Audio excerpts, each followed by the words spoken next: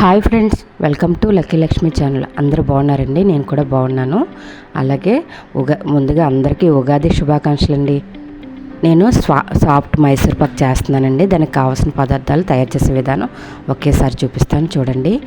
1 cup శనగపిండి తీసుకున్నానండి, జల్లించి పెట్టుకున్నాను. ముందుగా ఒక గిన్నెలో వేసి పెట్టుకుంటున్నానండి. అదైతే ఇప్పుడు ఒక గిన్నెకి నెయ్యి రాసి పెట్టుకుంటున్నానండి.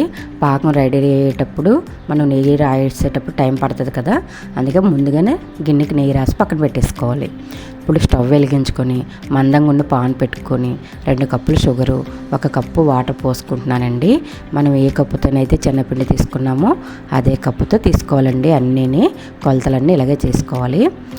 షుగర్ కరిగేలోపు మనం ఇంకో స్టవ్ మీద ఒక కళాయి పెట్టుకొని 1.5 కప్పు ఆయిల్, 1/2 కప్పు నెయ్యి కూడా వేసి అది మీడియం ఫ్లేమ్లో పెట్టుకొని మరిగించుకోవాలండి. పాకం దగ్గర పడుతుంది చూడండి, ఇలా తీగ పాకం రావాలండి. మనం గుల్ల మైసూర్ పాక అయితే కొంచెం గట్టి పాకం రావాలి. అదే సాఫ్ట్ మైసూర్ పాక్ కనుక మేము చేసేది లేత పాకం వస్తే సరిపోతుందండి. ఆ పాకంలో పిండి అంతా వేసుకొని బాగా ఉండలు లేకుండా కలుపుకోవాలి. 1 స్పూన్ ఇలాచి పౌడర్ కూడా వేస్తున్నానండి. మీకు ఇష్టం లేకపోతే వేయవసరం లేదు, నేనైతే వేస్తున్నాను.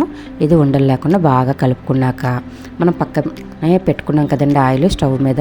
ఆ ఆయిల్ కొంచెం కొంచెంగా వేసుకుంటూ, ఆయిల్ నెయ్యి కలిపిందనండి, కొంచెం కొంచెం పోసుకుంటూ పిండి అంతా చూడండి ఎలా పీల్చేసుకుంటుందో. మనం పోస్తున్న కొద్దీ అది పీల్చుకుంటూ ఉంటుంది. మనకి ఆయిల్ మిగిలింది కదా అనేసి పాకం అవ్వలేదు అనుకోకండి, అది దగ్గర పడిపోతుంది. మనం ఇలా పాకం దగ్గర పడుతున్నప్పుడే మనం ఆఫ్ చేసేసుకోవాలండి. మిగిలిన ఆయిల్ లాస్ట్లో పోసేసి కలిపి పెట్టుకోవాలి. మిగిలిన ఆయిల్ పోసుకొని మనకి కలప అవసరం లేదండి, గిన్నెలో వేసేసుకోవడమే.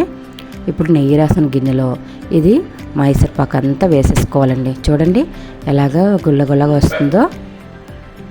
ఇది చల్లారడానికి 4 to 5 hours పడుతుందండి. అందుకే మీకు పీసులు కట్ చేయడం అయితే చూపించలేదు. ఇప్పుడు వరకు నన్ను సబ్స్క్రైబ్ చేసుకున్న ప్రతి ఒక్కరికి కూడా హ్యాపీ ఉగాది అండి. మీకోసం కూడా పెడుతున్నాను, తినేసి వెళ్ళండి. Bye friends.